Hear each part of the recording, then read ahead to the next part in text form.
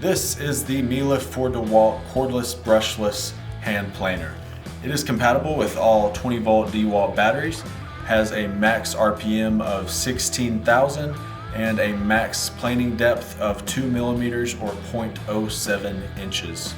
On the front of the tool, you can see the adjustment knob for quickly and precisely adjusting the depth of your cut.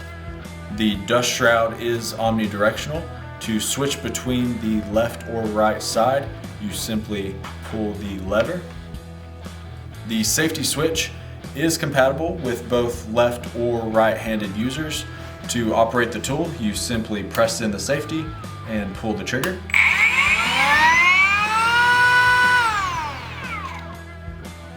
The grip has a nice black rubber overmold that looks great and is very comfortable in the hand.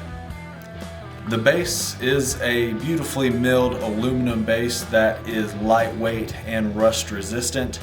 The front has a grooved edge for quickly and easily aligning the cornea of your workpiece for creating a chamfered cut. The back has a spring-loaded kickstop, so when you set the tool down, you do not have to worry about damaging your workpiece or the blades inside the tool.